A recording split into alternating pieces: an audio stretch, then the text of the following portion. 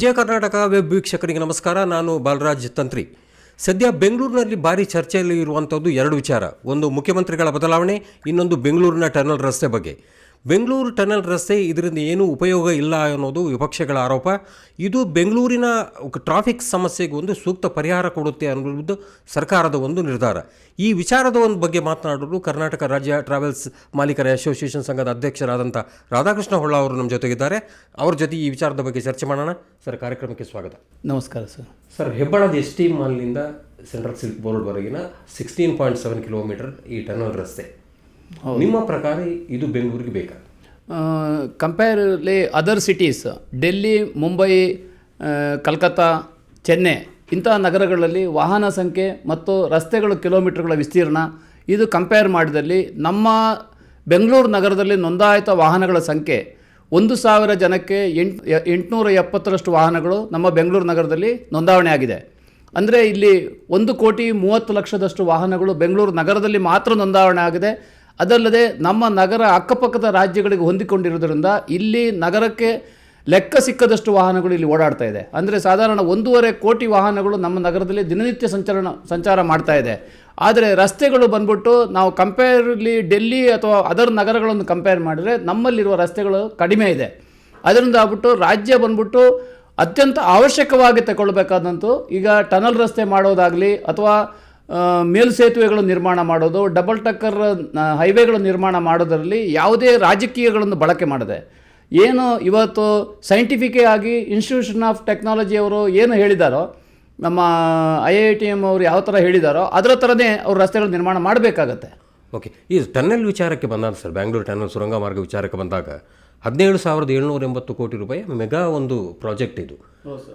ನಿಮ್ಮ ಪ್ರಕಾರ ಅಂದರೆ ಭಾಳಷ್ಟು ವರ್ಷದಿಂದ ತಾವು ಕೂಡ ಬೆಂಗಳೂರಿನಲ್ಲಿ ಇದ್ದೀರಿ, ಯಾವ ರೀತಿ ಇದು ಬೆಂಗಳೂರಿನ ಒಂದು ಟ್ರಾಫಿಕ್ ಸಮಸ್ಯೆಗೆ ಒಂದು ಪರಿಹಾರ ಆಗ್ಬೋದು ಇದು ಅಂತ?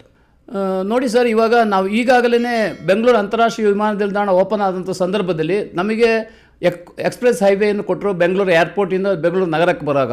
ಆ ಸಂದರ್ಭದಲ್ಲಿ ನಮಗೆ ಅದು ಅನುಕೂಲವಾಗಿತ್ತು.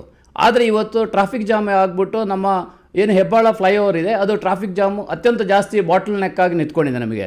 ಆ ಸಂದರ್ಭದಲ್ಲಿ ನಾವು ವಿರೋಧವನ್ನು ವ್ಯಕ್ತಪಡಿಸಿದ್ದೀವಿ. ನಮಗೆ ಹೆಬ್ಬಾಳ ಫ್ಲೈಓವರ್ ಆಗಲಿ, ಯಲಹಂಕಕ್ಕೆ ಫ್ಲೈಓವರ್ ಕೊಡ್ತಾ ಇರೋದ್ರಲ್ಲಿ ನಮಗೆ ಹೆಚ್ಚಿನ ಒಂದು ಹೊರೆ ಆಗುತ್ತಾ ಇದೆ, ನಾವು ಅದಕ್ಕೆ ಟೋಲ್ ಕಟ್ಟಲ್ಲ ಅಂತ. ಅದು ಇವತ್ತು ನಮಗೆ ಕಾಣ್ತಾ ಇದೆ ಆ ರಸ್ತೆಗಳು ಆ ಸಂದರ್ಭದಲ್ಲಿ ನಿರ್ಮಾಣ ಮಾಡಿದ್ರಿಂದ ಆಗ್ಬಿಟ್ಟು ಅಟ್ಲೀಸ್ಟ್ ಈ ಮಟ್ಟಕ್ಕಾದರೂ ನಗರ ಇದೆ ಅಂತ. ನಾವು ಮುಂದಿನ 5 ವರ್ಷಗಳ ಕಾಲ, ಮುಂದಿನ 10 ವರ್ಷಗಳಲ್ಲಿ ಬೆಂಗಳೂರು ನಗರಕ್ಕೆ ಏನು ಬೇಕು ಅಂತ ಆವಾಗ ಕೇಳಿದರೆ ಮಾಡೋಕ್ಕಾಗಲ್ಲ. ಆದರೆ ಈಗ ಏನು ಯೋಜನೆ ನಿರ್ಮಾಣ ಆಗಿದೆ, ಇಂಥ ಯೋಜನೆಗಳು ಹಲವಾರು ಬಾರಿ ಹಿಂದೆ ಯೋಜನೆಗಳು ನಿರ್ಮಾಣ ಆಗೋ ಕೂಡ ಜನಪ್ರತಿನಿಧಿಗಳಾಗಿರ್ಬೋದು, ಹೋರಾಟಗಾರರುಗಳಾಗಿರ್ಬೋದು ಅಂಥವರು ವಿರೋಧಗಳನ್ನು ವ್ಯಕ್ತಪಡಿಸ್ತಾರೆ. ವಿರೋಧಗಳು ನಡೀತಾ ಇರುತ್ತೆ. ಆದರೆ ಅಭಿವೃದ್ಧಿ ಕೆಲಸಗಳು ಕೂಡ ಒಂದು ಕಡೆ ಆಗಲೇಬೇಕಾಗುತ್ತೆ. ನಾವು ಗ್ಲೋಬಲಿ ಐಡೆಂಟಿಫೈಡ್ ನಗರ, ಆಮೇಲೆ ದೇಶದಲ್ಲಿ 2ನೇ ಅತ್ಯಂತ ಜಾಸ್ತಿ ಟ್ಯಾಕ್ಸ್ ಕೊಡುವಂಥ ನಗರ, ಹೈಯೆಸ್ಟು ಜನ ಉದ್ಯಮಿಗಳಿಗೆ ಒಂದು ಉದ್ಯಮದಾತ ರಾಜ್ಯ ಕರ್ನಾಟಕ ರಾಜ್ಯ ಆಗಿದೆ. ಅದರಲ್ಲೂ ಬೆಂಗಳೂರಿನ ಒಂದು ಈಕೋಸಿಸ್ಟಮ್, ಇಲ್ಲಿಯ ನಗರದಲ್ಲಿ ವಾಸಿಸುವಂಥ ಜನ ಮತ್ತು ಬೆಂಗಳೂರು ನಗರಕ್ಕೆ ಅಕ್ಕಪಕ್ಕದ ಜಿಲ್ಲೆಗಳಲ್ಲಿರುವಂಥ ಜನಸಂಖ್ಯೆ, ಆಮೇಲೆ ಇಲ್ಲಿ ಇರುವಂಥ ಇಂಜಿನಿಯರಿಂಗ್ ಕಾಲೇಜುಗಳು, ಇದೆಲ್ಲವನ್ನು ನಾವು ಗಣನೆಗೆ ತಗೊಂಡು ನಮ್ಮ ರಾಜ್ಯದ, ನಮ್ಮ ನಗರದ, ನಮ್ಮ ಉದ್ಯಮಿಗಳ ಎಲ್ಲ ರಕ್ಷಣೆಗಳನ್ನು ಕೂಡ ರಾಜ್ಯ ಸರ್ಕಾರ ಮಾಡಬೇಕಾಗುತ್ತೆ. ಅದರಿಂದ ಆಗ್ಬಿಟ್ಟು ರಾಜ್ಯ ಸರ್ಕಾರ ಎಲ್ಲವನ್ನು ಆಲೋಚನೆ ಮಾಡಬೇಕಾಗುತ್ತೆ. ನಾನು ಹಲವಾರು ಉದ್ಯಮಿಗಳು ತಮ್ಮ ಮಾಧ್ಯಮದಲ್ಲಿ ಕೂಡ ಮಾತಾಡಿದರು, ಈ ರಸ್ತೆಗಳು ಬೇಕು ಅಂತ ಹೇಳೋದ್ರ ಬಗ್ಗೆ ಮಾತಾಡಿದರು. ರಸ್ತೆಗಳ ಏನು DPR ನಿರ್ಮಾಣ ಆದ ಮೇಲೆ ಈ ಟನಲ್ ರಸ್ತೆ ಬೇಡ ಅಂತ ಹೇಳುವಂಥ ಮಾತುಗಳನ್ನು ಕೇಳಿದ್ದೀನಿ. ಆಮೇಲೆ ಇವತ್ತು ಕೂಡ ನಾನು ಹಲವಾರು ಪತ್ರಿಕೆಗಳಲ್ಲಿ ಓದಿದ್ದೀನಿ, ಡಬಲ್ ಟಕ್ಕರ್ ಫ್ಲೈಓವರ್ ಮಾಡ್ತೀವಿ ಅಂದರೆ ಆ ಫ್ಲೈಓವರ್ ಮಾಡೋದು ಬೇಡ ಅಂತ ಹೇಳ್ತಾರೆ. ಈ ಹಿಂದೆ ನಾನೇ ನೋಡಿದ್ದೀನಿ, ರಾಜೀವ್ ಚಂದ್ರಶೇಖರ್ ಅವರು ಇವತ್ತು MP ಆಗಿದ್ದಾರೆ, ರಾಜ್ಯಸಭಾ ಸದಸ್ಯರಾಗಿದ್ದಾರೆ. ಅವರು ಹಿಂದೆ ಸ್ಟೀಲ್ ಬ್ರಿಡ್ಜ್ ಮಾಡಿದಾಗ ಸತ್ಯಾಗ್ರಹಗಳನ್ನು ಮಾಡಿದರು. ಆದರೆ ಇವತ್ತು ಸ್ಟೀಲ್ ಬ್ರಿಡ್ಜನ್ನು ಬಳಕೆ ಮಾಡೋರು ನಾವು. ಇವತ್ತು ಒಬ್ಬರು ರಾಜಕೀಯದವರಾಗಲಿ, ಒಬ್ಬರು ಬೇರೆ ಸಾಮಾಜಿಕ ಹೋರಾಟಗಾರರಾಗಲಿ, ಅವರಿಗಿಂತ ಜಾಸ್ತಿ ಒಬ್ಬ ಟ್ಯಾಕ್ಸ್ ಪೇಯರ್ ಆಗಿ, ಒಬ್ಬ ಟ್ಯಾಕ್ಸಿ ಡ್ರೈವರ್ ಆಗಿ ನಾನು ಹೇಳ್ತಾ ಇದ್ದೀನಿ, ನಮ್ಮ ರಾಜ್ಯಕ್ಕೆ, ನಮ್ಮ ಬೆಂಗಳೂರು ನಗರಕ್ಕೆ ಗುಣಮಟ್ಟದ ರಸ್ತೆಗಳಿದ್ದರೆ ಮಾತ್ರ ನಮ್ಮ ಉದ್ಯಮಿಗಳು, ದೇಶದಾದ್ಯಂತ ಇರುವಂಥ ಉದ್ಯಮಿಗಳು ನಮ್ಮ ನಗರವನ್ನು ಚೂಸ್ ಮಾಡ್ತಾರೆ. ಅದೇ ಥರನೇ ನಮ್ಮಲ್ಲಿರುವಂಥ ಏನು ಇನ್ನೂ ಹೊಸ ಹೊಸ ಕಂಪನಿಗಳು ಬರಬೇಕು, ಆ ಕಂಪನಿಗಳಿಗೆ ನಾವು ಒಂದು ರೆಡ್ ಕಾರ್ಪೆಟ್ ವೆಲ್ಕಮ್ ಕೊಟ್ಟಂಗಾಗುತ್ತೆ. ನಾವು ರಸ್ತೆಗಳೇ ಬೇಡ, ರಸ್ತೆಗಳನ್ನೇ ಮಾಡಲ್ಲ, ಫ್ಲೈಓವರ್ ಮಾಡಿದರೆ ಪರಿಸರಕ್ಕೆ ಹಾನಿ ಅಂತ ಹೇಳ್ತೀವಿ, ಈ ಕಡೆ ಟನಲ್ ರಸ್ತೆಗಳನ್ನು ಮಾಡಿದ್ರೆ ಕೂಡ ಪರಿಸರಕ್ಕೆ ಹಾನಿ ಅಂತ ಹೇಳ್ತೀವಿ. ಆದರೆ ಇಂಡಿಯನ್ ಇನ್ಸ್ಟಿಟ್ಯೂಟ್ ಆಫ್ ಸೈನ್ಸ್ ಹೇಳುವಂಥ ಮಾತುಗಳನ್ನು ಕೂಡ ನಾವು ನೋಡ್ಕೊಳ್ಬೇಕಾಗುತ್ತೆ. ಇಂಡಿಯನ್ ಇನ್ಸ್ಟಿಟ್ಯೂಟ್ ಆಫ್ ಸೈನ್ಸ್ ಏನು ಹೇಳಿದೆ, ಇವತ್ತು ಟನಲ್ ರಸ್ತೆ ಮಾಡ್ಬೋದು ಅಂತ ಹೇಳಿದ್ದಾರೆ. ಯಾಕಂದರೆ ನೀವು ಭೌಗೋಳಿಕವಾಗಿ ನೋಡಿದ್ರೆ ಲಂಡನ್ ನಗರದಲ್ಲಿ ಪೂರ್ಣ ರೈಲ್ವೆ ಟ್ರ್ಯಾಕ್ ಇರೋದೇ ರಸ್ತೆ ಭೂಮಿಯ ಅಡಿಯಲ್ಲೇ ಇದೆ. ನಮ್ಮ ಭೂಮಿ ಮೇಲೆ ರೈಲ್ವೆ ಸ್ಟೇಷನ್ನೇ ಕಾಣಲ್ಲ. ಈಗಾಗಲೇ ನಮ್ಮ ನಗರದಲ್ಲಿ ಬೇಕಾದಷ್ಟು ಮೆಟ್ರೋ ಕಿಲೋಮೀಟರ್ ಗಟ್ಟಲೆ ಮೆಟ್ರೋ ಟ್ರೈನ್ ನಮ್ಮ ಬೆಂಗಳೂರು ನಗರದ ಅಡಿಯಲ್ಲಿ ಹೋಗುತ್ತೆ. ನಮ್ಮ ಚಿಕ್ಕಪೇಟೆಯಲ್ಲಿ ಟ್ರೈನ್ ಹೋಗ್ತಾ ಇರೋದೇ ನಮಗೆ ಗೊತ್ತಾಗಲ್ಲ. ನಮ್ಮ ಬ್ರಿಗೇಡ್ ರೋಡ್ ಅಂಡರಲ್ಲಿ ಬಂದ್ಬಿಟ್ಟು ಇವತ್ತು ಫ್ರೇಜರ್ ಟೌನ್ವರೆಗೆ ರೈಲ್ವೆ ಕನೆಕ್ಟಿವಿಟಿ ಆಗ್ತಾ ಇದೆ. ಸಾಧಾರಣ 8 ಕಿಲೋಮೀಟರ್ ರೈಲ್ವೆ ಕನೆಕ್ಟಿವಿಟಿ ನಮ್ಮ ಮೆಟ್ರೋ ಭೂಮಿ ಅಡಿಯಲ್ಲಿ ಹೋಗ್ತಾ ಇದೆ. ಇದೆಲ್ಲ ನಾನು ಹೇಳ್ತಾ ಇರೋದು ರಾಜಕೀಯವಾಗಿ ನಾವು ಮಾತಾಡ್ಬೋದು, ಅಥವಾ ಒಬ್ಬರ ಲೀಡರ್ಶಿಪ್ಪಲ್ಲಿ ಆಗುತ್ತೆ ಅಂತ ಹೇಳುವಂಥ ಒಂದು ತಾರ್ಕಿಕವಾದಂಥ ವಾದಗಳನ್ನು ಮಾಡ್ಬೋದು. ಆದರೆ ನಗರದ ಟ್ಯಾಕ್ಸ್ ಪೇಯರು, ಈ ನಗರದಲ್ಲಿ 45 ವರ್ಷಗಳ ಕಾಲ ವಾಸ ಮಾಡಿದವನು, 35 ವರ್ಷದಿಂದ ವ್ಯಾಪಾರ ಮಾಡಿದವನು, ಒಂದು ಉದ್ಯಮದ ಒಬ್ಬ ನಾಯಕನಾಗಿ ನಾನು ಹೇಳ್ತಾ ಇದ್ದೀನಿ. ನನ್ನ ಉದ್ಯಮದಲ್ಲಿ ಸಾಧಾರಣ 3 ಲಕ್ಷ ವಾಹನಗಳು ನೋಂದಾಯಿತ ಅಂತ ಮಾಲೀಕರಿದ್ದಾರೆ. ಅವರೆಲ್ಲರ ಒಳಿತಿಗಾಗಿ ಗುಣಮಟ್ಟದ ರಸ್ತೆ ಬೇಕು. ನಮ್ಮ ಯಾವುದೇ ಉದ್ಯಮಿಗಳು ನಮ್ಮ ನಗರವನ್ನು ಬಿಟ್ಟು ಇಕ್ಕಟ್ಟಾಗಿದೆ ಮತ್ತು ತುಂಬ ಕಷ್ಟಕರ ಆಗ್ತಾ ಇದೆ ಅಂತ ಹೇಳುವಂಥ ಒಂದು ಮಾತನ್ನು ಹೇಳಬಾರ್ದು ಅಂತ ನನ್ನ ಉದ್ದೇಶ. ಈ ಟನಲ್ ರಸ್ತೆ ಸರ್, ಇದು ಮಧ್ಯಮ ವರ್ಗದವ್ರಿಗೆ ಯೂಸ್ ಮಾಡ್ಬೋದು ಇದನ್ನು? ನೋಡಿ ಟನಲ್ ರಸ್ತೆ ಇವತ್ತು ಎಕ್ಸ್ಪೆನ್ಸಿವ್ ಆಗಿರ್ಬೋದು. ನಮ್ಮ ನಗರದಲ್ಲಿ ಬಡವರು ಇದ್ದಾರೆ, ಶ್ರೀಮಂತರು ಇದ್ದಾರೆ, ಉದ್ಯಮಿಗಳು ಇದ್ದಾರೆ. ಅದಲ್ಲದೆ ಹೊರ ದೇಶಗಳಿಂದ ಬರುವಂಥ ಇನ್ವೆಸ್ಟರ್ಸ್ಗಳು ಬರ್ತಾರೆ. ಆವಾಗ ಅವರಿಗೆ ಯಾವುದಾದ್ರೂ ಒಂದು ಸೌಲಭ್ಯ ನೀವು ಕೊಡಲೇಬೇಕಾಗುತ್ತೆ. ಎಲ್ಲ ಕಡೆಗೂ ನೀವು ಹೆಲಿಕಾಪ್ಟರ್ ಸೇವೆ ಕೊಡೋಕ್ಕಾಗಲ್ಲ, ಅಥವಾ ಮಿನಿ ಫ್ಲೈಟ್ಗಳಲ್ಲಿ ಕೊಡೋಕ್ಕಾಗಲ್ಲ. ನಿಮ್ಮಲ್ಲಿ ಪೋರ್ಟ್ ಟ್ಯಾಕ್ಸಿ ಅಂತ ವ್ಯವಸ್ಥೆಗಳಾಗಲಿಲ್ಲ ನಮ್ಮ ನಗರದಲ್ಲಿ, ಅಥವಾ ಅರ್ಬನ್ ಟ್ರೈನ್ಗಳಂಥದ್ದು ಆಗಬೇಕಾದ್ದು ಆಗಲಿಲ್ಲ. 20 ವರ್ಷಗಳಿಂದ ಅರ್ಬನ್ ಟ್ರೈನ್ದು ನಮ್ಮಲ್ಲಿ ನಡೀತಾನೇ ಇದೆ. ಪಾರ್ಲಿಮೆಂಟಲ್ಲಿ ಪ್ರತಿ ಸಭೆಗಳಲ್ಲಿ ಕೂಡ ನಾವು ನೋಡ್ತಾ ಇದ್ದೀವಿ, ಚರ್ಚೆಗಳು ನಡೀತಾನೇ ಇದೆ. ಆದರೆ ಅದು ಇನ್ನೂ ನಮಗೆ ಬರೀ ಗೂಗಲಲ್ಲಿ ಮಾರ್ಕಿಂಗಲ್ಲಿ ಆಗಿದೆ ಹೊರತು DPR ಕೂಡ ಆಗಲಿಲ್ಲ. ಅದರಿಂದ ಆಗ್ಬಿಟ್ಟು ನಾವು ಏನು ಹೇಳ್ತಾ ಇದ್ದೀವಿ, ಇವತ್ತು ರಾಜ್ಯ ಸರ್ಕಾರ ಏನೋ ಒಂದು ಹುಮ್ಮಸ್ಸಿಂದ 17,000 ಕೋಟಿ ಅಂತ ಒಂದು ಯೋಜನೆಗೆ ಇವತ್ತು ಕಾಲಿಟ್ಟಿದೆ. ಅದಕ್ಕೆ ನಾವೆಲ್ಲರೂ ಸ್ವಾಗತ ಮಾಡಬೇಕು ಮತ್ತು ನಮ್ಮಿಂದ ಆಗುವಂಥ ಕಾಂಟ್ರಿಬ್ಯೂಷನ್ ಮಾಡಲಿಕ್ಕೆ ನಾವು ಸಿದ್ಧರಿರಬೇಕು. ಇವತ್ತು ಫ್ರೀಯಾಗಿ ಎಲ್ಲ ಸಿಗಬೇಕಂದ್ರೆ ಆಗಲ್ಲ. ಅಟ್ಲೀಸ್ಟ್ VVIPಗಳು ಓಡಾಡುವಂಥದ್ದು. ನಾವು ಇವತ್ತು ನಮ್ಮ ದೇಶದಲ್ಲಿ 1,40,000 ಕಿಲೋಮೀಟರ್ ನ್ಯಾಷನಲ್ ಹೈವೇಗಳಿದೆ. ಅದೆಲ್ಲದನ್ನು ಕೂಡ ನಾವು 1,000ದಿಂದ ಮೇಲ್ಪಟ್ಟ ಟೋಲ್ ಪ್ಲಾಜಾಗಳ ಮುಖಾಂತರ ಹಣ ಕೊಟ್ಟು ನಾವು ರಸ್ತೆಯನ್ನು ಬಳಕೆ ಮಾಡ್ತಾ ಇದ್ದೀವಿ. ನಾವು ರೋಡ್ ಟ್ಯಾಕ್ಸ್ ಕಟ್ತೀವಿ, ಇನ್ಕಮ್ ಟ್ಯಾಕ್ಸ್ ಕಟ್ತೀವಿ, GST ಕಟ್ತೀವಿ. ಆದರೂ ಕೂಡ ರಸ್ತೆಗಳನ್ನು ಬಳಕೆ ಮಾಡುವಾಗ ಮತ್ತೆ ನಾವು ರಸ್ತೆಗೆ ನಾವು ಹಣ ಕೊಡ್ತೀವಿ. ಅದೇ ಥರನೇ ಮುಂದಿನ ದಿನಗಳಲ್ಲಿ ಅದರ ಕಾಸ್ಟ್ ಎಷ್ಟಾಗುತ್ತೆ, ಆ ಕಾಸ್ಟಿಗೆ ಸಂಬಂಧಪಟ್ಟಂತೆ ಹಣ ಕೊಟ್ಟರು ಆದರೂ ಒಂದು ಫೆಸಿಲಿಟಿ ಇದೆ ಅಲ್ವಾ. ನೀವು ಹಣ ಕೊಡ್ತೀರಂದ್ರೂ ನಿಮಗೆ ಫೆಸಿಲಿಟಿ ಇಲ್ಲ ಅಂದರೆ ಒಬ್ಬ ಇನ್ವೆಸ್ಟರ್ಸ್ ಏನು ಹೇಳ್ತಾರೆ, ಇಲ್ಲಿ ಏನೂ ಇಲ್ಲ, ಪರ್ಯಾಯ ವ್ಯವಸ್ಥೆನೇ ಇಲ್ಲ ಅಂತ ಹೇಳ್ತಾರೆ. ಬೇಕಾದರೂ ಯೂಸ್ ಮಾಡ್ಕೊಳ್ಳಿ. ಸಾಧಾರಣ ಕಾರ್ಗಳು, ಲಕ್ಸುರಿ ಕಾರ್ಗಳು ಆದರೂ ಅದರಲ್ಲಿ ಯೂಸ್ ಮಾಡ್ಕೊಳ್ಬೋದು. ಅದು ಇಲ್ಲ ಅಂತ ನಾವು ಹೇಳಬಾರ್ದಲ್ವಾ? ಕರೆಕ್ಟ್. ಹಾಗಾದರೆ ಈ ಟೋಲ್ ಚಾರ್ಜ್ ಅಂದರೆ ಈ ಸುರಂಗ ಮಾರ್ಗದ ಈಗಿನ ಒಂದು ಪ್ಲ್ಯಾನ್ ಪ್ರಕಾರ ಆ ಏನು ಒಂದು ಹೆಬ್ಬಾಳದಿಂದ ಸಿಲ್ಕ್ ಬೋರ್ಡ್ ತನಕ ಅಪ್ ಆ್ಯಂಡ್ ಡೌನ್ ಬಳಕೆ ಮಾಡೋಕ್ಕೆ ಸೇಬೋಟ್ ಒಂದು 500ರಿಂದ 600 ರೂಪಾಯಿ ಆಗ್ಬೋದು. 600 ರೂಪಾಯಿ ಆಗ್ಬೋದು. 17 ಕಿಲೋಮೀಟ್ರ್ ಅಪ್ ಆ್ಯಂಡ್ ಡೌನ್ ಅಂದರೆ ನಮಗೆ ಅದು 34 ಕಿಲೋಮೀಟ್ರ್ ಆಗ್ತಾ ಇದೆ. 34 ಕಿಲೋಮೀಟ್ರಿಗೆ ನಮ್ಗೆ 600 ರೂಪಾಯಿ ಟೋಲ್ ಚಾರ್ಜಸ್ಸನ್ನು ಕಲೆಕ್ಟ್ ಮಾಡ್ತಾರೆ ಅಂತ ಟನಲ್ ರೋಡಿಗೆ. ಅಂದರೆ ಇವಾಗ ನಮ್ಮ ಒಂದು ಏರ್ಪೋರ್ಟಿಂದ ಎಲೆಕ್ಟ್ರಾನ್ ಸಿಟಿ ಹೋಗುವಂಥ ಒಬ್ಬರು VVIPಗಳಿದ್ದಾರೆ. ಒಂದು ಇನ್ಫೋಸಿಸ್ಗೆ ಹೋಗಬೇಕು, GEಗೆ ಹೋಗಬೇಕು, ಯಾವುದೋ ಒಂದು ಮಲ್ಟಿನ್ಯಾಷನಲ್ ಕಂಪನಿಯಲ್ಲಿ ಒಂದು ಕಾನ್ಫರೆನ್ಸ್ ಇಟ್ಟಿರ್ತಾರೆ. ಅದರಲ್ಲಿ VVIP ಹೋಗುವಾಗ ಅವರು ಆ ವಾಹನಗಳಿಗೆ ಕೊಡುವಂಥ ಬಾಡಿಗೆ ಮತ್ತು ಇದೆಲ್ಲ ಕಂಪೇರ್ ಮಾಡಿದರೆ ಅವರಿಗೆ ಒಂದು 600 ರೂಪಾಯಿ ಕಾಸ್ಟ್ ಆಗಲ್ಲ. ಆಮೇಲೆ ಕಾರ್ಗಳಲ್ಲಿ ಓಡಾಡೋರು, ಇಂಡಿಪೆಂಡೆಂಟಾಗಿ ಓಡಾಡೋರು, ಅವರು ಕಾಸ್ಟ್ ಸ್ವಲ್ಪ ಜಾಸ್ತಿ ಪೇ ಮಾಡಲಿಕ್ಕೆ ರೆಡಿ ಇರ್ತಾರೆ. ಯಾಕಂದರೆ ಎಲ್ಲರೂ ಅದರಲ್ಲಿ ಬೇಕಾದವರು ಹೋಗ್ಬೋದು, ಬೇಡದವರು ಬೇಡ. ಆವಾಗ ಇನ್ನೊಂದು ಏನಾಗುತ್ತೆ ಅಂದರೆ ಆ ರಸ್ತೆಯನ್ನು ಬಳಕೆ ಮಾಡಲಿಕ್ಕೆ ಇರೋರು ಅವಕಾಶವನ್ನು ಬಳಕೆ ಮಾಡ್ಬೋದು. ಇಲ್ಲದೇ ಇದ್ದರೆ ನಾವು ಪೇ ಮಾಡಲಿಕ್ಕೆ ಸಿದ್ಧರಿಲ್ಲ ಅಂದರೆ ಮೇಲ್ಗಡೆ ಇರುವಂಥ ನಮ್ಮ ಹಳೆಯ ರಸ್ತೆಗಳನ್ನೇ ಪರ್ಯಾಯವಾಗಿ ಅವರು ಉಪಯೋಗ ಮಾಡ್ಕೊಳ್ಬೋದು. ಯಾವುದೇ ಕಾರಣಕ್ಕೆ ಪರ್ಯಾಯ ರಸ್ತೆಯನ್ನು ಬಂದ್ ಮಾಡಿಬಿಟ್ಟು ಟೋಲ್ ರಸ್ತೆಯನ್ನು ಉಪಯೋಗಿಸಿ ಅಂತ ಹೇಳುವಂಥದ್ದು ಎಲ್ಲಿನೂ ಬರೋದಿಲ್ಲ ಅಲ್ಲ. ಟನಲ್ ರಸ್ತೆ ಬೇಕಾದರೂ ಯೂಸ್ ಮಾಡ್ಕೊಳ್ಬೋದು. ಟನಲ್ ರಸ್ತೆ ಬೇಡ, ನಮಗೆ ಕಾಸ್ಟ್ಲಿ ಆಗುತ್ತೆ ಅಂದರೆ ಮೇಲ್ಗಡೆ ರಸ್ತೆ ಬಳಕೆ ಮಾಡ್ಬೋದು. ಅಟ್ಲೀಸ್ಟ್ ನಮಗೆ ಈಗ ಯೆಲ್ಲೋ ಲೈನ್ ಮೆಟ್ರೋ ಓಪನ್ ಮಾಡಿದ ಮೇಲೆ ನಮಗೆ ಎಲೆಕ್ಟ್ರಾನಿಕ್ ಸಿಟಿ ಟ್ರಾಫಿಕ್ ಜಾಮ್ ಕಡಿಮೆ ಆಗಿದೆ. ಯೆಲ್ಲೋ ಲೈನ್ ಎಲೆಕ್ಟ್ರಾನಿಕ್ ಸಿಟಿಗೆ ಮೆಟ್ರೋ ಓಪನ್ ಆದಮೇಲೆ ಅದರಿಂದ ಬಿಟ್ಟು ಮೆಟ್ರೋ ಬಳಕೆದಾರರು ಜಾಸ್ತಿ ಆದಂಗೆ ನಮಗೆ ಹೆಂಗೆ ರಸ್ತೆ ಎಲೆಕ್ಟ್ರಾನಿಕ್ ಸಿಟಿ ನ್ಯಾಷನಲ್ ಹೈವೇ ರಸ್ತೆ ಟ್ರಾಫಿಕ್ ಕಡಿಮೆ ಆಯಿತು, ಅದೇ ಥರನೇ ಟನಲ್ ರಸ್ತೆ ಆದಲ್ಲಿ ಅಟ್ಲೀಸ್ಟ್ ರಸ್ತೆಯ ಮೇಲ್ಗಡೆ ಇರುವಂಥ ಒತ್ತಡ ಕಡಿಮೆ ಆಗಿ ನಮ್ಮ ಬಳಕೆ ದಿನನಿತ್ಯದ ಬಳಕೆಗೆ ಈಸಿ ಆಗ್ಬೋದು ಅಂತ ನಾನು ಹೇಳ್ತಾ ಇದ್ದೀನಿ. ಸರ್, ಇವಾಗ ಒಬ್ಬ ಬೆಂಗಳೂರಿಗೆ ಯಾರೋ ಒಬ್ಬರು ಬರ್ತಾರೆ, ಗೆಸ್ಟ್ ಬರ್ತಾರೆ, ಅವ್ರಿಗೆ ಎಲ್ಲೋ ಬೋರ್ಡ್ ವೆಹಿಕಲ್ಗಳನ್ನು ಯೂಸ್ ಮಾಡ್ತಾರೆ. ಏನು ಈ ಟೋಲ್ ಚಾರ್ಜಸ್ಗಳಿರುತ್ತೋ, ಈ ಟನಲ್ ಚಾರ್ಜಸ್ ಇರುತ್ತಾ, ಅದನ್ನು ಟ್ರಾವೆಲ್ ಸಂಸ್ಥೆಗಳು ಅವ್ರ ಮೇಲೇ ಹಾಕ್ತಾರೆ. ಅಲ್ಲಿ ಹಾಗಾಗಿ ಇಲ್ಲಿ ಎಟ್ ದ ಎಂಡ್ ಅದನ್ನು ಪೇ ಮಾಡಬೇಕಾದವರು ಜನಸಾಮಾನ್ಯರು. ಹಾಗಾದರೆ ಈ ಇಷ್ಟು ದೊಡ್ಡ ಮಟ್ಟದ ಒಂದು ಟ್ಯಾಕ್ಸನ್ನು ತಾವು ಸಮರ್ಥನೆ ಮಾಡ್ಕೊಳ್ತೀರಾ ಹೆಂಗೆ? ನೋಡಿ, ನೀವು ಒಬ್ಬರು ಜನಸಾಮಾನ್ಯರಿಗೆ ಇರುವಂಥ ಒಂದು ತೊಂದರೆಯನ್ನು, ಅವರ ವೇದನೆಯನ್ನು ನನ್ನ ಹತ್ರ ಕೇಳ್ತಾ ಇದ್ದೀರಾ. ನಾವು ಹೇಳೋದಾದರೆ ಇವಾಗ ನೋಡಿ, ಲಕ್ಸುರಿ ಸೆಗ್ಮೆಂಟಲ್ಲಿ ಓಡಾಡುವಂಥವ್ರು ಇರ್ತಾರೆ. VVIPಗಳು ಅವ್ರಿಗೆ ಒಂದು ಮೀಟಿಂಗ್ನ ಟೈಮ್ ಸೆನ್ಸ್ ಅದರ ಮೇಲ್ಗಡೆ ಬರುವಂಥವ್ರು ಇರ್ತಾರೆ. ಅವರು ಈ ರಸ್ತೆಯನ್ನು ಬಳಕೆ ಮಾಡಿದ್ರು ಕೂಡ ಕಾಮನ್ ಪೀಪಲ್ಸ್ ಹೋಗುವಂಥವ್ರು ಟೋಲ್ ಪ್ಲಾಜಾ ಇಲ್ಲದಂಥ ರಸ್ತೆಗಳನ್ನು ಬಳಕೆ ಮಾಡ್ಬೋದು. ಮೇಲ್ಗಡೆ ಆರ್ಡಿನರಿ ಟ್ರಾಫಿಕ್ ಜಾಮ್ ಇರುವಂಥ ರಸ್ತೆಗಳಲ್ಲಿ ನಿಂತ್ಕೊಂಡು ಅವ್ರು ಹೋಗ್ಬೋದು. 17 ಕಿಲೋಮೀಟ್ರ್ನ ಈ ರಸ್ತೆಯನ್ನು ಈ ಕಾಸ್ಟ್ಲಿ ರೋಡಲ್ಲಿನೇ ಹೋಗಬೇಕಾಗಿ ಬರಲ್ಲ. ಇದಕ್ಕೆ 1 ಕಿಲೋಮೀಟ್ರಿಗೆ 1,000 ಕೋಟಿಯನ್ನು ಇವಾಗ ಆಲೋಚನೆ ಮಾಡಿದ್ದಾರೆ ಸದ್ಯಕ್ಕೆ ಈಗಿನ ಪರಿಸ್ಥಿತಿಯಲ್ಲಿ. ಅದು ಪೂರ್ಣ ರೆಡಿಯಾಗು ಜಾಸ್ತಿ ಆಗ್ಬೋದು. ಆದರೆ ಆ 1,000 ಕೋಟಿ ರೂಪಾಯಿ ಯೋಜನೆಯಲ್ಲಿ ನಾವು ಪೂರ್ಣ ಫ್ರೀ ಬೇಕು ಅಂತ ನಾವು ಈಗ ಕೇಳೋಕ್ಕಾಗಲ್ಲ. ಆ ಸಂದರ್ಭದ ಬೆಂಗಳೂರು ನಗರದ ಆರ್ಥಿಕ ಪರಿಸ್ಥಿತಿ, ಆಮೇಲೆ ಇಲ್ಲಿಯ ಉದ್ಯಮಿಗಳ ಕಾಂಟ್ರಿಬ್ಯೂಷನ್. ಈಗಾಗಲೇ ನಿಮಗೆ ಗೊತ್ತಿದೆ, ಮೆಟ್ರೋದಲ್ಲಿ ಹಲವಾರು ಸಂಸ್ಥೆಗಳು, ಇನ್ವೆಸ್ಟರ್ಸ್ಗಳು ಮೆಟ್ರೋ ಸ್ಟೇಷನ್ಗಳನ್ನು ಕಟ್ಟಿಕೊಟ್ಟಿದ್ದಾರೆ. ಅದೇ ಥರನೇ ನಾಳೆ ಯಾವುದಾದ್ರೂ ಒಂದು 2 ಕಂಪನಿಯವರು ಬರಲ್ಲ ಅಂತ ಹೇಳೋಕ್ಕಾಗಲ್ಲ. 17 ಕಿಲೋಮೀಟ್ರ್ ಟನಲ್ ರಸ್ತೆ ಮಾಡುವಾಗ ನಾವು 1 ಕಿಲೋಮೀಟ್ರ್ ರಸ್ತೆದು ನಾವು ಹಣ ಕೊಡ್ತೀವಿ, 1 ಕಿಲೋಮೀಟ್ರ್ ರಸ್ತೆದು ನಾವು ಹಣ ಕೊಡ್ತೀವಿ ಅಂತ ಯಾರಾದರೂ ನಮ್ಮ ರಾಜ್ಯದಲ್ಲಿ ಇರುವ ಇಂಡಸ್ಟ್ರಿಯಲಿಸ್ಟ್ಗಳು ಬರಲ್ಲ ಅಂತ ನಾವು ಹೇಳೋಕ್ಕಾಗಲ್ಲ. ಯಾಕಂದರೆ ನಮ್ಮ ರಾಜ್ಯದಲ್ಲಿ ಅಂಥ ಯೋಜನೆಗಳಿಗೆ, ಹಲವಾರು ಯೋಜನೆಗಳಿಗೆ ಸಹಕಾರ ಕೊಡುವಂಥವ್ರು ಇದ್ದಾರೆ ಅಂತ ಹೇಳೋದು ಈಗ ನಾವು ಮೆಟ್ರೋದಲ್ಲಿ ನೋಡಿದ್ದೀವಿ, ಏರ್ಪೋರ್ಟ್ ಕನ್ಸ್ಟ್ರಕ್ಷನ್ ಟೈಮಲ್ಲಿ ನೋಡಿದ್ದೀವಿ. ಆ ಥರ ಯಾವ್ದಾದ್ರು ಕಾಂಟ್ರಿಬ್ಯೂಟರ್ಗಳು ಬಂದರೆ ಇನ್ನೂ ರೇಟ್ ಕಡಿಮೆ ಆದರೂ ಆಗ್ಬೋದು. ಆದರೆ ಯಾವುದೇ ಕಾರಣಕ್ಕೆ ಡೆವಲಪ್ಮೆಂಟ್ ನಿಲ್ಲಬಾರ್ದು ಅಂತ ನನ್ನ ವಾದ ಅಷ್ಟೇ. ಯಾಕಂದರೆ ಇಲ್ಲಿ ಒಂದು ದಿವಸಕ್ಕೆ ವಾಹನ ನೋಂದಾವಣೆ ಆಗುವಂಥದ್ದು, ಒಂದು ತಿಂಗಳಿಗೆ ವಾಹನ ನೋಂದಾವಣೆ ಆಗುವಂಥ ಸಂಖ್ಯೆ, ಅದೇ ಥರ ಇಲ್ಲಿ ವಾರ್ಷಿಕವಾಗಿ ವೆಹಿಕಲ್ ನೋಂದಾವಣೆ ಆಗುವಂಥ ಫಾಸ್ಟ್, ಇದು ಕಂಪೇರ್ ಟು ಅದರ್ ಸಿಟಿಗಳಿಗಿಂತ ಜಾಸ್ತಿ ಇದೆ. ಆದ ಕಾರಣ ಬೆಂಗಳೂರಿನ ಗ್ರೋತ್ ರೇಟು ಫಾಸ್ಟ್ ಇದೆ. ಅದೇ ಥರನೇ ಇಲ್ಲಿಯ ನಾವು ಕೇಂದ್ರ ಸರ್ಕಾರಕ್ಕೆ ಕೂಡ ನಾವು ಹಲವಾರು ಸಂದರ್ಭಗಳಲ್ಲಿ ನಾವು ಮನವಿ ಮಾಡಿದ್ದೀವಿ, ಬೇಕಾದಷ್ಟು ಸಂಸದರುಗಳಿಗೆ ನಾವು ಮನವಿ ಮಾಡಿದ್ದೀವಿ. ಯಾಕಂದರೆ ರಾಜ್ಯ ಸರ್ಕಾರಕ್ಕೆ ಕೇಂದ್ರ ಸರ್ಕಾರ ಕೂಡ ಸಹಾಯ ಮಾಡಬೇಕಾಗತ್ತೆ.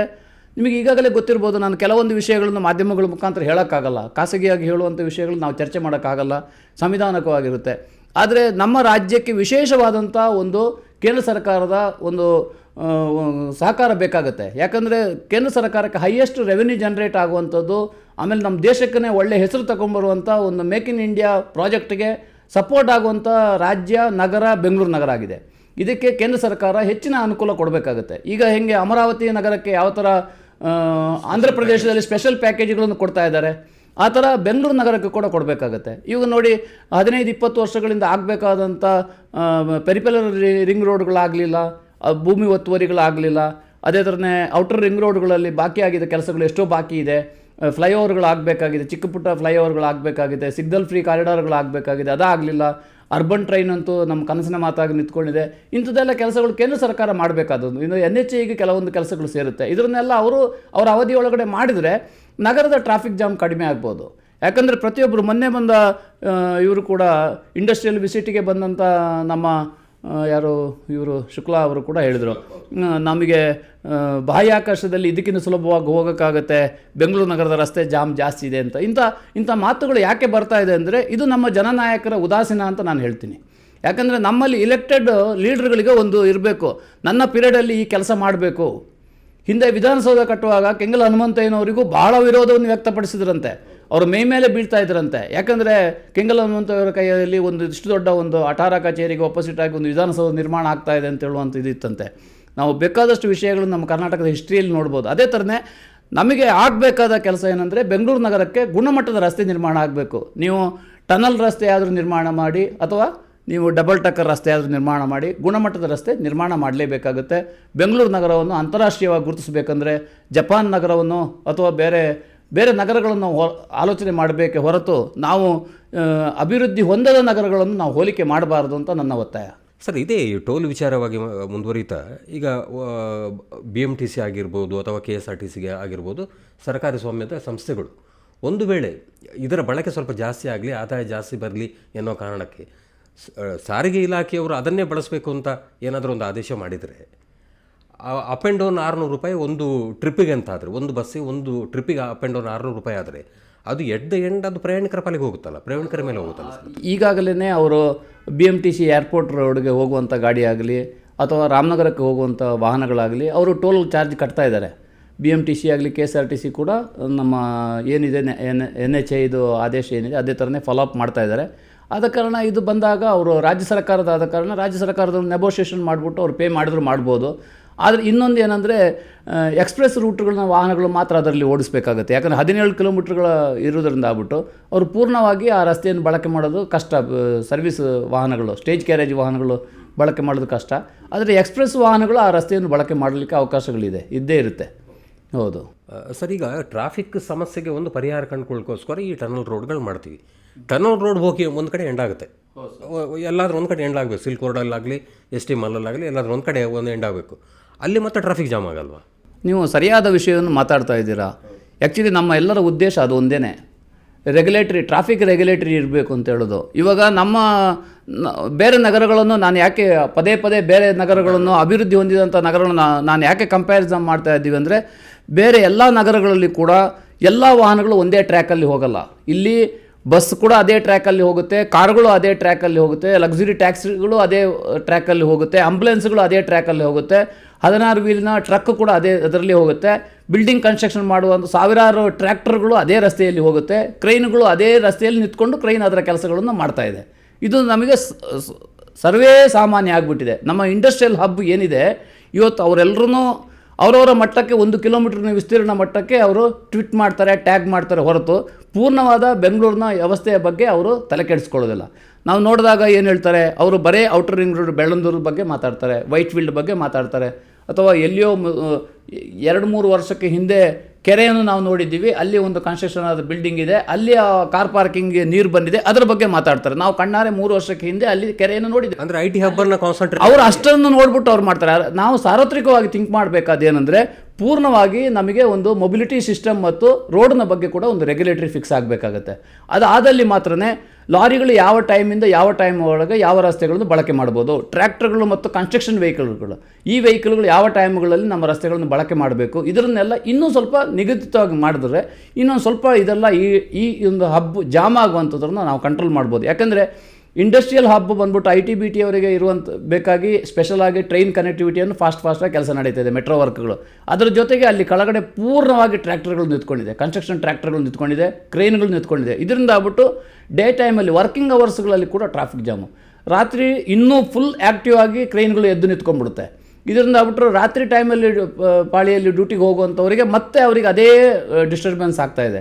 ಇದನ್ನೆಲ್ಲ ರಾಜ್ಯ ಸರ್ಕಾರ ಮಾನಿಟರ್ ಇವಾಗಿಂದಲೇ ಮಾನಿಟರ್ ಮಾಡೋಕ್ಕೆ ಸ್ಟಾರ್ಟ್ ಮಾಡಿದ್ರೆ ಮಾತ್ರ ಸಾಧ್ಯ. ಯಾಕಂದರೆ ಇವತ್ತು ಮೆಟ್ರೋ ಮುಗಿದ್ರೆ ನಾಳೆ ಇನ್ನೊಂದು ಕೆಲಸ ಸ್ಟಾರ್ಟ್ ಆಗುತ್ತೆ. ಪೂರ್ಣವಾಗಿ ಔಟರ್ ರಿಂಗ್ ರೋಡ್ ಡಿವೈಡರ್ ಮೇಲ್ಗಡೆ ಮೆಟ್ರೋ ಬ್ರಿಡ್ಜ್ಗಳು ರೆಡಿ ಆಗ್ತಾ ಇದೆ. ಅದರಿಂದ ಆಗ್ಬಿಟ್ಟು ಅವರ ಡಿಸ್ಟರ್ಬೆನ್ಸಸ್ ಇದೆ. ಅದರದ್ದು ಮಾನಿಟರ್ ಮಾಡಲೇಬೇಕಾಗುತ್ತೆ ರಾಜ್ಯ ಸರ್ಕಾರ. ಸರ್, ಈಗ ಬೆಂಗಳೂರು ನಮಗೆಲ್ಲರಿಗೂ ಒಂದು ಕರ್ಮಭೂಮಿ ಸರ್. ಅದು ನಾವು ಬೆಳೆದಂಥ ಈ ನಗರ ಚೆನ್ನಾಗಿ ಬೆಳಿಬೇಕು ಅನ್ನೋ ಒಂದು ಕನಸು ನಮಗೆ ಇದ್ದೇ ಇರುತ್ತೆ.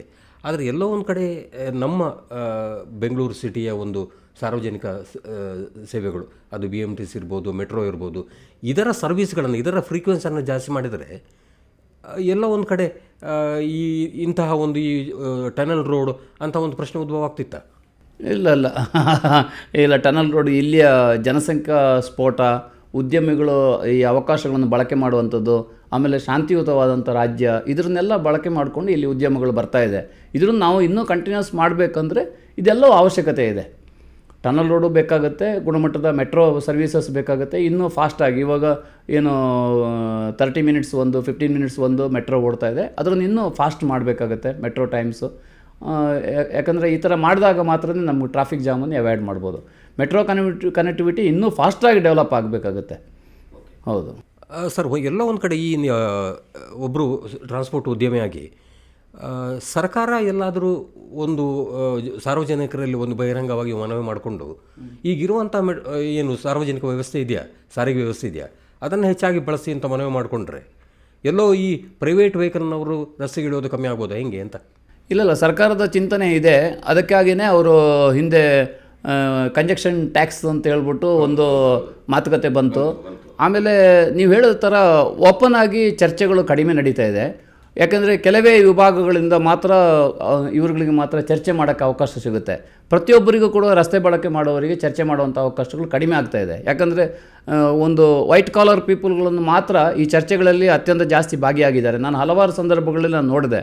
ಅದು ಸರ್ಕಾರದ ತಪ್ಪಲ್ಲ, ಅದರಲ್ಲಿ ಅಲ್ಲಿಗೆ ಕೈ ಜೋಡಿಸಿ ಬಂದಿರೋರು ತಪ್ಪು ಅಂತ ಕಾಣುತ್ತೆ. ಸರ್ಕಾರ ಎಷ್ಟು ಅಂತ ನೋಡೋಕ್ಕಾಗುತ್ತೆ. ಅದನ್ನೆಲ್ಲ ನಾವು ಈ ಥರ ಮಾಧ್ಯಮಗಳಲ್ಲಿ ನಮ್ಮ ಪ್ರತಿಕ್ರಿಯೆಯನ್ನು ಕೊಟ್ಟಾಗ ಸರ್ಕಾರ ಒಬ್ಸರ್ವ್ ಮಾಡುತ್ತೆ, ಅವ್ನು ನೋಡ್ತಾರೆ, ಬೇಕಾದರೆ ಅವ್ರಿಗೆ ಬೇಕಾದ ಸಂದರ್ಭದಲ್ಲಿ ಕರೀತಾರೆ. ಈಗ ನಾವು ಸಾರಿಗೆ ಸಂಘಟನೆ, ನೋಂದಾಯಿತ ಸಂಘಟನೆಗಳಿದೆ, ನಮಗೆ ಕರೀತಾರೆ. ಆದರೆ ಎಲ್ಲರಿಗೂ ಆ ಅವಕಾಶಗಳಿರೋದಿಲ್ಲ. ಅಭಿಪ್ರಾಯಗಳನ್ನು ಆಮೇಲೆ ಎಲ್ಲೆಲ್ಲೋ ಬರೆದಾಕ್ತಾರೆ, ಆದರೆ ಅವಕಾಶಗಳಿರೋದಿಲ್ಲ. ಆ ಅವಕಾಶಗಳನ್ನು ಸರ್ಕಾರ ಬಳಕೆ ಮಾಡ್ಕೊಳ್ಬೇಕು ಅಂತ ನಾನು ಹೇಳ್ತೀನಿ. ಯಾಕಂದರೆ ಇವತ್ತಿನ ಬೆಂಗಳೂರಿನ ಟ್ರಾಫಿಕ್ ಜಾಮ್ದು ಇದು ಮಾಧ್ಯಮಗಳಲ್ಲಿ ಇನ್ನೂ ಜಾಸ್ತಿ ಬಿಂಬಿತ ಆಗ್ತಾ ಇದೆ. ಹೊರ ದೇಶಗಳಲ್ಲಿ ಜಾಸ್ತಿ ಬಿಂಬಿತ ಆಗ್ತಾ ಇದೆ. ನಾವು ನೋಡಿದ್ದೀವಿ, ಜಪಾನ್ನಲ್ಲಿ 16 ಕಾರುಗಳಲ್ಲಿ ಕೂತ್ಕೊಂಡಿದ್ದಾರೆ, ಚೈನಾದಲ್ಲಿ 24 ಗಂಟೆ ವೆಹಿಕಲ್ಗಳಲ್ಲಿ ಕೂತ್ಕೊಂಡಿದ್ದಾರೆ, ಇನ್ನೊಂದು ನಗರದಲ್ಲಿ toll automatic Google connectivity mistake ಆಗಿಬಿಟ್ಟು ಟೋಲ್ ಪ್ಲಾಜಾದಲ್ಲಿ 8 ಅವರು ಕೂತ್ಕೊಂಡಿದ್ದಾರೆ. ಇದು ಎಲ್ಲ ನಗರಗಳಲ್ಲಿ ಕೂಡ ಟ್ರಾಫಿಕ್ ಜಾಮ್ ಅಂತ ಹೇಳೋದು ಇದೆ. ಅಂದರೆ ಅಭಿವೃದ್ಧಿ ಮತ್ತು ಟ್ರಾಫಿಕ್ ಜಾಮ್ ಎರಡು ಒಟ್ಟೊಟ್ಟಿಗೆ ಇರುವಂಥದ್ದು. ಆದ ಕಾರಣ ನಾವು ಏಕಪಕ್ಷೀಯವಾಗಿ ನಾವು ಯಾರನ್ನೂ ದೂರುವಂಥದ್ದಲ್ಲ. ನಾವು ಏನು ಹೇಳ್ತಾ ಇದ್ದೀವಿ, ಇಲ್ಲಿ ನಡೀತಾ ಇರುವಂಥದ್ದು ಆ ಥರ ಅಲ್ಲ. ನಮ್ಮಲ್ಲಿ ನಡೀತಾ ಇರುವಂಥದ್ದು ಏನೋ ಒಂದು ಪ್ರೇರಿತವಾಗಿ ಅಭಿವೃದ್ಧಿಯ ಮಂತ್ರ ತೆಗೆದ ಕೂಡಲೇ ಅದಕ್ಕೆ ಆಪೋಸಿಟ್ ಆಗಿ ಮಾತಾಡೋದು. ನಾನು ಏನು ಹೇಳ್ತಾ ಇದ್ದೀನಿ, ನಾನು ನಗರದಲ್ಲಿ ನನ್ನ ಕರ್ಮಭೂಮಿ ಇದು. ನಾನು ಇಲ್ಲಿ ವೆಹಿಕಲ್ಗಳು ಇಟ್ಕೊಂಡಿದ್ದೀನಿ, ನಾನು ಡ್ರೈವರ್ ಆಗಿ ಬಂದಿದ್ದೀನಿ, ಈ ರಸ್ತೆಗಳನ್ನು ಬಳಕೆ ಮಾಡಿದ್ದೀನಿ, ಪ್ರತಿ ಇಂಚು ರಸ್ತೆ ನನಗೆ ಗೊತ್ತಿದೆ, ಇಲ್ಲಿಯ ಜನಸಂಖ್ಯೆ ಗೊತ್ತು, ಈ ಜನರೊಟ್ಟಿಗೆ ಹೊಂದಾಣಿಕೆ ಇದೆ, ಇನ್ನೊಂದು ನೋಡಿದ್ದೀನಿ. ಅದರಿಂದ ಆಗ್ಬಿಟ್ಟು ನಾನು ಹೇಳ್ತಾ ಇದ್ದೀನಿ, ನಮ್ಮ ನಗರಕ್ಕೆ ಇನ್ನೂ ಗುಣಮಟ್ಟದ ರಸ್ತೆಗಳು ಬೇಕು ಅಂತ ನಾನು ಹೇಳ್ತಾ ಇದ್ದೀನಿ. ಸರ್, ಈ ಕಾರ್ಯಕ್ರಮದ ಕೊನೆಯ ಒಂದು ಪ್ರಶ್ನೆ ಆಗಿ ಸರ್, ಈ ಟನಲ್ ರಸ್ತೆ ವಿಚಾರದಲ್ಲಿನ ಹಲವು ಸಾಧಕ ಬಾಧಕಗಳ ಮಧ್ಯೆ ಸಾರ್ವಜನಿಕರಿಗೆ ಮತ್ತು ಸರ್ಕಾರಕ್ಕೆ ದಶಕಗಳಿಂದ ನೀವು ಟ್ರಾನ್ಸ್ಪೋರ್ಟ್ ಉದ್ಯಮವನ್ನು ನಡೆಸ್ತಾ ಇದ್ದೀರಿ, ಏನು ಮನವಿ ಮಾಡೋಕ್ಕೆ ಬಯಸ್ತೀರಿ? ಅಲ್ಲ, ನಮಗೆ ಅದೇ ಗುಣಮಟ್ಟದ ರಸ್ತೆಗಳ ಬಗ್ಗೆ ನಾವು ಕೇಳ್ತಾ ಇದ್ದೀವಿ. ಸಾರ್ವಜನಿಕರು ಕೂಡ ಪಬ್ಲಿಕ್ ಟ್ರಾನ್ಸ್ಪೋರ್ಟನ್ನು ಜಾಸ್ತಿ ಬಳಕೆ ಮಾಡಬೇಕು. ಸರ್ಕಾರ ಕೂಡ ಪಬ್ಲಿಕ್ ಟ್ರಾನ್ಸ್ಪೋರ್ಟನ್ನು ಇನ್ನೂ ಗುಣಮಟ್ಟದ ಪಬ್ಲಿಕ್ ಟ್ರಾನ್ಸ್ಪೋರ್ಟ್ಗಳನ್ನು ಕೊಡಬೇಕಾಗತ್ತೆ.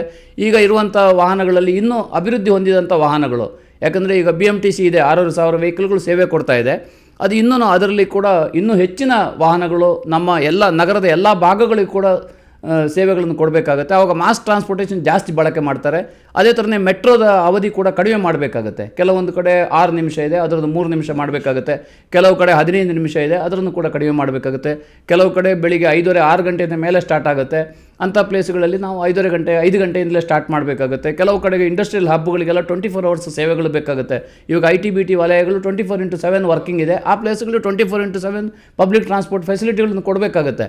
ಯಾವತ್ತು ಪಬ್ಲಿಕ್ ಟ್ರಾನ್ಸ್ಪೋರ್ಟ್ ಫೆಸಿಲಿಟಿ ಪೂರ್ಣ ಪ್ರಮಾಣದಲ್ಲಿ 24/7 ಸಿಗುತ್ತೆ ಅಂತ ಗೊತ್ತಾದ ಕೂಡಲೇ ಆದಷ್ಟು ಜನ ಪಬ್ಲಿಕ್ ಟ್ರಾನ್ಸ್ಪೋರ್ಟನ್ನು ಬಳಕೆ ಮಾಡ್ತಾರೆ. ಇದಕ್ಕೆ ಬೇಕಾದಂಥ ಅವಕಾಶಗಳನ್ನು ರಾಜ್ಯ ಸರ್ಕಾರ ಮಾಡಬೇಕಾಗುತ್ತೆ ಅಂತ ನಾನು ಹೇಳ್ತೀನಿ. ವೀಕ್ಷಕರೇ, ಇದಿಷ್ಟು ಬೆಂಗಳೂರು ಟನಲ್ ರಸ್ತೆಯ ಬಗ್ಗೆ ಕರ್ನಾಟಕ ರಾಜ್ಯ ಟ್ರಾವೆಲ್ಸ್ ಅಸೋಸಿಯೇಷನ್ ಮಾಲೀಕರ ಸಂಘದ ಅಧ್ಯಕ್ಷರಾದಂಥ ರಾಧಾಕೃಷ್ಣ ಅವರ ಅಭಿಪ್ರಾಯ. ಮುಂದೆ ಮತ್ತೊಂದು ಅತಿಥಿ ಜೋಳ ಬರ್ತೀವಿ. ನಮಸ್ಕಾರ ಸರ್, ಕಾರ್ಯಕ್ರಮ ಸರ್.